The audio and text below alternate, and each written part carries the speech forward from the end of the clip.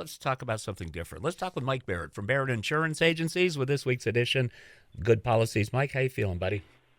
Feeling pretty well. And it's pretty sad in our current state of the world that hearing that there's rain and snow isn't the worst news of the day. So, No kidding, at this time of the year, right? oh my goodness, great. Mike, a couple weeks back when we got together for Good Policies, we talked about some of the best advice that I've heard in the insurance industry right now that you shared, and that is to not cancel it to try and save money because accidents are accidents. But, I mean, we're getting into a month here, and some folks are really having to make some decisions. Why don't we just, rather than cancel it, there's got to be other ways to keep our insurance and keep it affordable.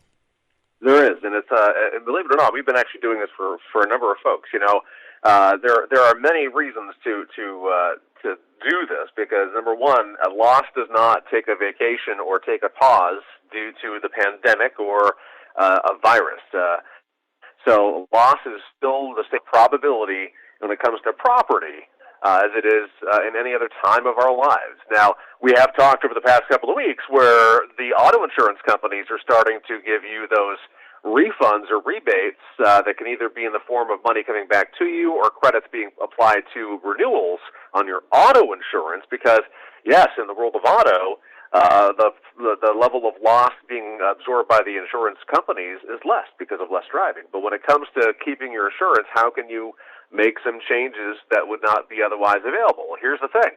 Remember that every homeowner insurance policy, and this would be held true for a renter's insurance policy too, by the way, there is a built-in inflation guard on those policies. And that built-in inflation guard is there for all good intents and purposes. And what it's there for is to prevent you from being underinsured. So in the world of your home, it's fair to say that the cost of building materials are going to go up over the course of the years. So the inflation guard is going to boost the limited coverage automatically on your home, sight unseen, policy untouched at every renewal. The same can be said that it's possible that you'll be acquiring more personal property over time. So if you have a renter's insurance policy, again, that inflation guard is going to be increasing the limited coverage you have every year, sight unseen, policy untouched, just at renewal. Go ahead and pull out a couple of policies over the past couple of years. You'll see every year your property has increased. Now, it's there for a good reason, but it can also be there and do more than is necessary. So one of the exercises that may be good to do is to look and say, okay, well, my house is now insured for $375,000. Gosh, my house, is it really going to take that to rebuild it? Have a dialogue with your insurance company and say, hey, can you do a new cost estimation for my house and see what the appropriate limit should be? You may find that you're overinsured. I'm not going to say you're not going to have a scenario where you're underinsured. That's a possibility, too, if it's been a long time since you've had that dialogue. But you could be overinsured. So that's one great way to start dialing it back is that you can actually look to reset because you only have to be insured at 100% of the estimated replacement value of your home. Another easy way of saving money is looking at your deductibles. Many companies, their lowest deductible over time was $250. Well, if you're still at that $250 deductible, see what it would take to go to a $500 deductible. See what you would save if you went to a $1,000 deductible.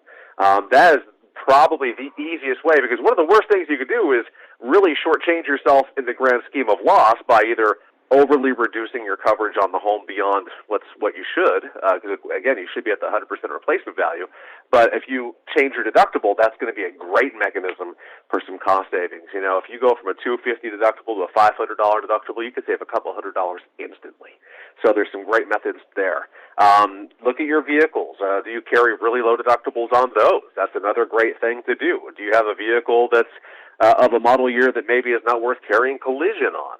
Even if you only remove it temporarily, if you remove it just for cost savings now, you can always add it back later. But if these are ways for you to maintain and keep your insurance with no lapse in coverage and saving you money and keeping it affordable for your family, that's a great step. Well, everybody wants to save money, and these are tough times right now. I, like almost everybody I know, has been forced to take a cut and pay. But we did not cancel our insurance. As a matter of fact, I haven't changed anything on it because I got a fairly decent record, and, well, I can't afford anymore, and I can't go any lower.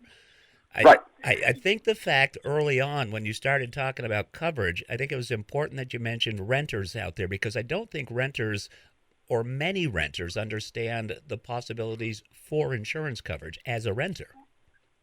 Right. There's a lot of, renter's insurance is something that is probably one of the most underutilized products out there. You know, if you're looking for cost savings on your auto insurance, this may sound foolish, but don't rule out the fact that if you don't have renter's insurance but you are renting, you have auto insurance. Get a renter's insurance quote with your auto insurance company, and you might be shocked that you might be paying less overall, because there are some companies who put some really incredible crediting on when you have more than one policy, and the bigger credit goes on the auto. So if you have kind of a basic renter's policy, you could reap the benefits of having more coverage for less cost. So it's certainly something to not rule out. The beauty of it, it's just a quick phone call to your insurance agent, and that's what we're there for. Well, and that's a perfect lead-in then to give folks your contact information. Absolutely. Do we have a better connection this morning? I don't feel like we broke up like we have been. No, not at all. Everything seems to be going fine, Mike. I am absolutely shocked. That's great. So feel free to give us a call. Of course, today I am home as the teacher for my 6-year-old. So that means my wife is in today, along with our staff at the office at 748-5224. We are located on Portland Street in St. Johnsbury, still locked, but we do have a mail slot. So if you want to drop payments off or paperwork off, you're welcome to do so. You can find us online, thebarrettagency.com. Google, Facebook, and YouTube is all Barrett Insurance Agency. And this has been Good Policies, Mike. Continue to stay safe. Have fun with your little trooper there this morning, okay? I will try. Now that I'm done this and I can play with him again, okay.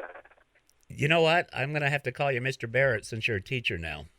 I got my red pen. I'm so excited. Okay. Well, I'll have you an apple next week, okay?